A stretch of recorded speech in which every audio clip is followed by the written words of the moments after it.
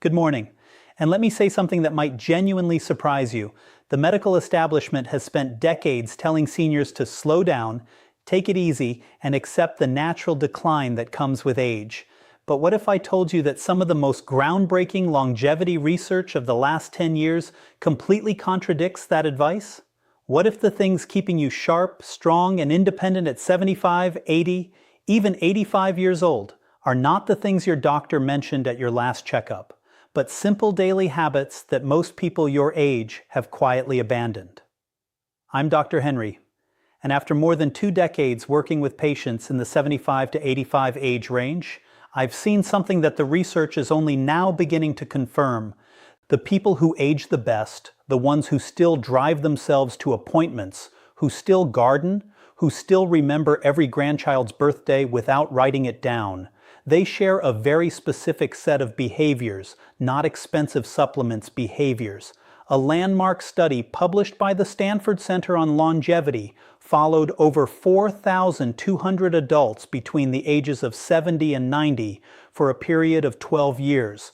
What they found was striking. Those who maintained just 4 or more of these specific daily habits were 61% less likely to experience what researchers call accelerated functional decline, meaning the rapid loss of independence that sends so many seniors into assisted living far earlier than necessary. 61%. That is not a small number. That is the difference between living your life on your own terms and living it on someone else's schedule. Now, I want to tease something before we go further because I know you might be tempted to skip ahead. The number one habit on this list, the most powerful of all 6, is something that almost no one talks about. It has nothing to do with diet or exercise in the traditional sense. In fact, most cardiologists don't even bring it up. But the research coming out of institutions like Johns Hopkins and the University of Edinburgh suggests it may be the single greatest predictor of cognitive and physical independence after age 75. So please stay with me until the end, because that one could genuinely change how you approach the rest of your life. But before we dive into the list, I want to ask you something personally. Drop your age in the comments below, whether you're 68, 74, 81, or somewhere else entirely, and tell me which of these habits do you think you already have. I read every single comment on this channel, everyone. This community means everything to me, and your story matters, so leave it down there, and let's have a real conversation. Now let's count down from number 6 to number 1, starting with something that sounds almost too simple to be life-changing, but the science behind it is anything but simple. Number 6, drinking water strategically, not just casually. Here is what most people get wrong about hydration after 75. They think it works the same way it did at 45. It absolutely does not. After the age of 70, your kidneys lose approximately 40% of their filtering efficiency. Your body's thirst signals become significantly blunted, meaning you genuinely stop feeling thirsty even when you're severely dehydrated. And your blood's ability to carry oxygen and nutrients to your muscles and brain drops miserably with every percentage point of fluid you lose. Think of your bloodstream like a river delivery system. When that river runs low, the delivery trucks slow down, packages get lost, and the whole operation starts breaking down. That is exactly what chronic mild dehydration does to the aging body. Research from the European Journal of Nutrition involving 3,500 adults over the age of 70 found that who maintained consistent daily hydration above 1.8 liters showed a 38% lower rate of urinary tract infections, a 29% reduction in falls because dehydration dramatically impairs balance and reaction time, and significantly better scores on short-term memory tests. The brain is approximately 75% water. Even a 2% drop in hydration causes measurable cognitive impairment at any age. But after 75, that effect is amplified because your brain's compensatory mechanisms are already working harder just to maintain baseline function. Here is the key that makes this a habit for truly exceptional seniors. They don't just drink water when they remember. They drink 12 to 16 ounces first thing in the morning, before coffee, before breakfast, before anything else. This is because the body loses fluid overnight through breathing and minor perspiration. And after 75, your overnight fluid deficit is typically 30% higher than it was in midlife. Then, they drink a small glass with every meal and one mid-afternoon. The synergy tip here is critical. Pair your morning water with a small amount of sodium, not table salt, but a pinch of high-quality sea salt or an electrolyte tablet. Because after 75, your kidneys have more difficulty retaining sodium. And without it, plain water passes through your system without being fully absorbed into your cells where it's actually needed. Margaret, 81 years old from Boise, Idaho, came to see me complaining of afternoon brain fog, dizziness when standing, and what she described as feeling like my thinking was wrapped in cotton. She was not dehydrated in any dramatic sense. She was chronically mildly underhydrated. We made one change, strategic hydration time correctly, with a small electrolyte addition in the morning. 6 weeks later, she told me it felt like someone had cleaned the windows of her mind. Her balance improved, her afternoon fatigue decreased significantly. One habit, life-changing results. Number 5, resistance-based movement at least twice per week. I need to be very clear about something here because I see this misunderstood constantly. When I say resistance movement, I am not talking about going to a gym and lifting heavy weights. I'm talking about any movement that asks your muscles to work against a force, whether that's a resistance band, a light dumbbell, a wall push-up, or even carrying groceries with intention. The distinction matters enormously after 75 because of a process called anabolic resistance. Let me explain what that means. Anabolic resistance is the reduced ability of aging muscle cells to respond to protein and exercise stimulation. In practical terms, it means that after 75, your body needs more signal, more intentional resistance to maintain the same amount of muscle that a 50-year-old would maintain with half the effort. Your muscles are not lazy. They are simply harder to reach, and if you don't reach them consistently, they begin a process called sarcopenia, the progressive loss of muscle mass and strength, which research from the Mayo Clinic has linked to a 47% increased risk of falls, a 53% higher likelihood of being unable to perform basic daily tasks within 5 years, and a dramatically shortened overall lifespan. A study from Tufts University followed adults aged 75 to 85 who began twice-weekly resistance training. After just 10 weeks, participants showed an average 37% increase in leg strength, a 28% improvement in balance scores, and here is the part that always surprises people, a measurable improvement in insulin sensitivity, which directly affects energy, inflammation, and cognitive function. The mitochondria in your muscle cells, which are essentially the power plants of your body, literally regenerate more efficiently when resistance exercise is present. You are not just building muscle, you are rebuilding the energy infrastructure of your entire body. The practical prescription is simple: 2 to 3 sessions per week, 20 to 30 minutes each, focusing on the large muscle groups, legs, hips, and back. Resistance bands are ideal for seniors because they provide progressive resistance without joint impact. The synergy tip: perform your resistance session within 30 minutes of consuming 25 to 30 grams of protein because after 75, the anabolic window, the period during which your muscles can most efficiently absorb protein for repair, is shorter and less forgiving than in younger adults. Timing is not optional at your age. It is essential. Number 4, maintaining a consistent, purposeful sleep schedule. Before I continue, if this video is giving you value, if you're learning something you wish someone had told you years ago, please take 1 second right now and click that subscribe button. And if you know someone between 70 and 90 who deserves to hear this information, share this video with them today. I say this because this channel exists for one reason: to give seniors the science-backed truth that far too many medical appointments never have time to cover. Now back to sleep, because this one is far more complex than simply going to bed early. After the age of 75, your circadian rhythm, your body's internal 24-hour clock, begins to shift and critically weaken. Your brain produces roughly 70% less melatonin than it did at age 30. Your slow-wave sleep, which is the deepest and most physically restorative phase, decreases by up to 80% from what it was in your 30s. This is the phase during which human growth hormone is released, the hormone responsible for cellular repair, immune function, and muscle maintenance. And here's what most people don't realize: poor sleep after 75 is not just about feeling tired.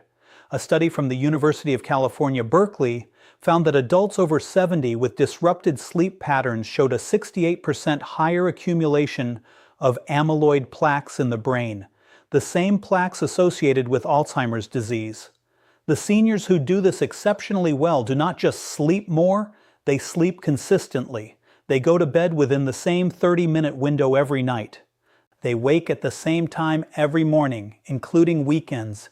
They keep their bedroom cool between 65 and 68 degrees Fahrenheit because body temperature regulation during sleep becomes less efficient after 75, and a cooler environment supports the deep sleep your brain desperately needs. They avoid screens for 60 minutes before bed, not because of blue light alone, but because mental stimulation keeps the prefrontal cortex active in ways that delay sleep onset by an average of 47 minutes in adults over 70, according to research from Harvard Medical School. The synergy tip: pair your consistent sleep schedule with 10 minutes of slow diaphragmatic breathing before bed. This activates the parasympathetic nervous system, your body's rest and repair mode, and research shows it reduces nighttime cortisol levels by up to 22%, making it significantly easier to reach and sustain slow-wave sleep in aging adults. Number 3. Eating protein in a deliberate, distributed pattern.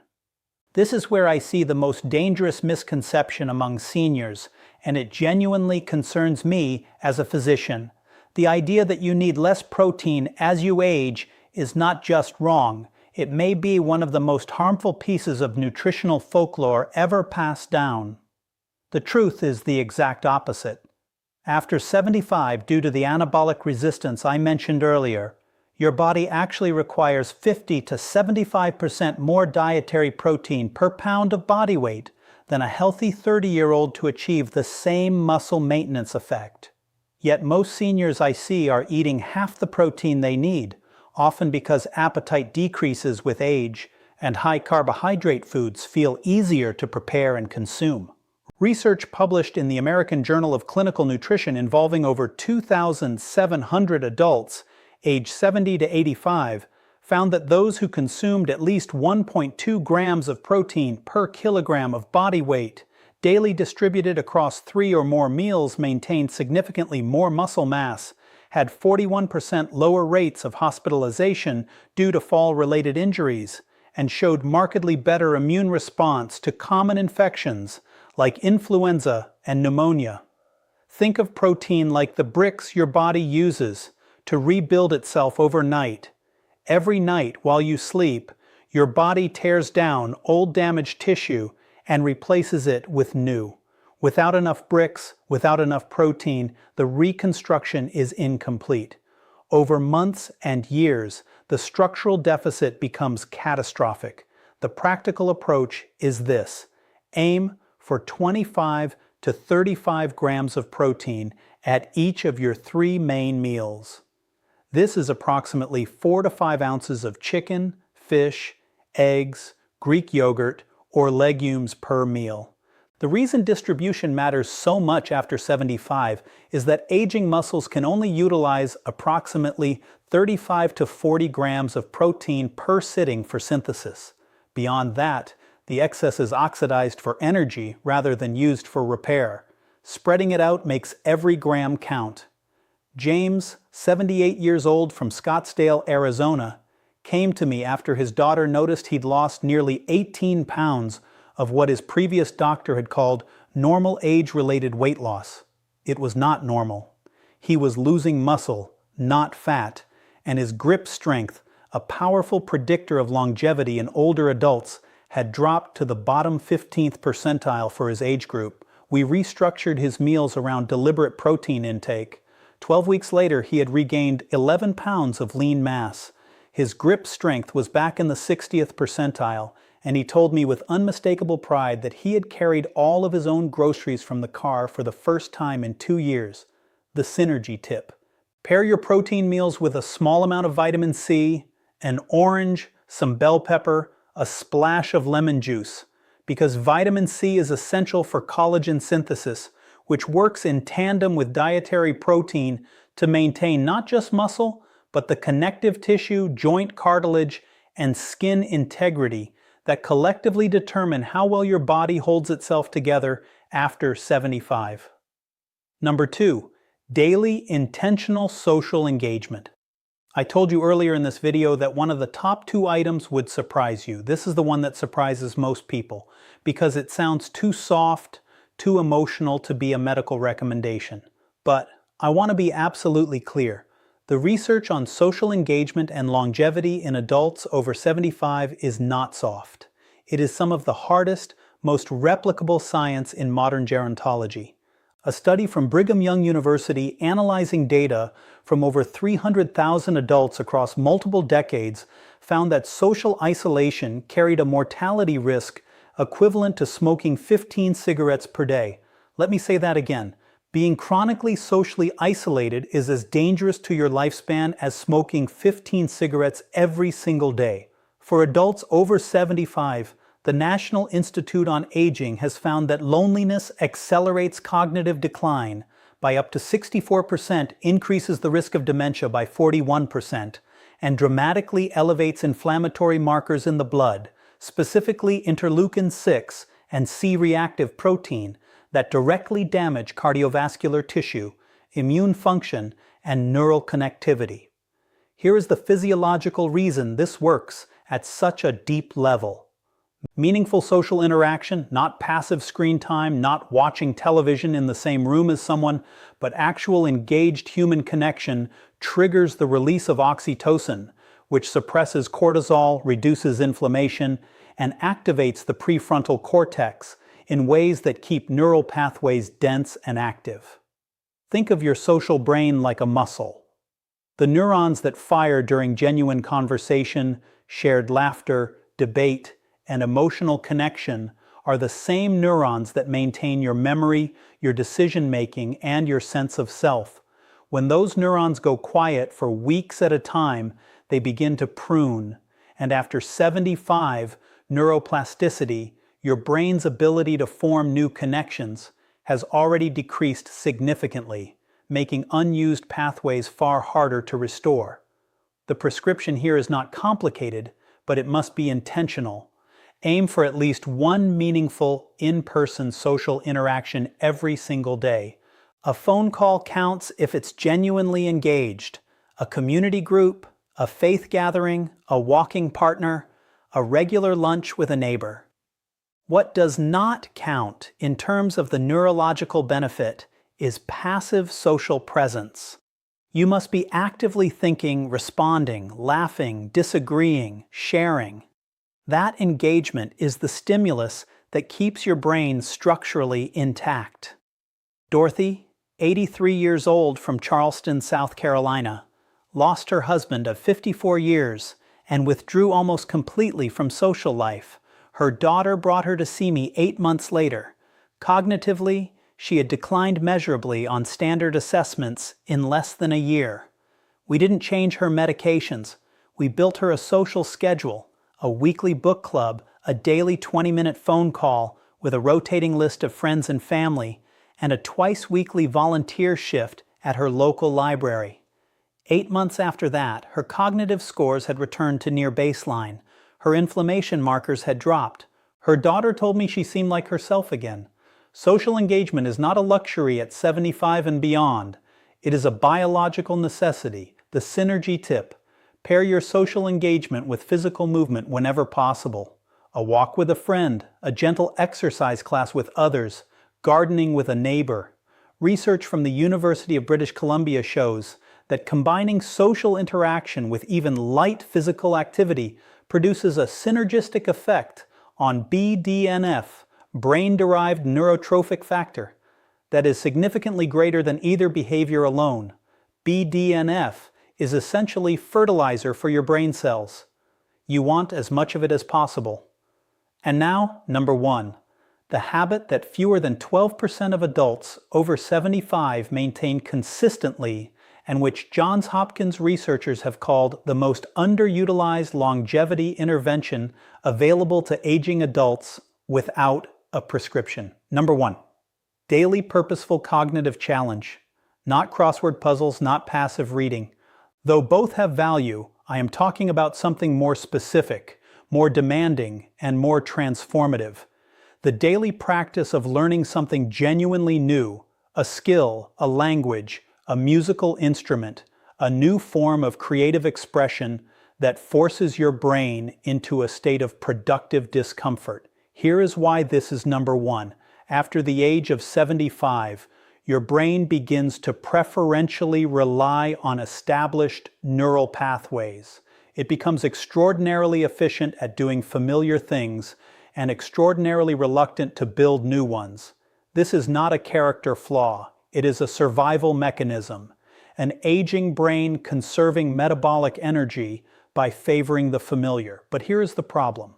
This preference for the familiar is also the mechanism by which cognitive reserve is depleted.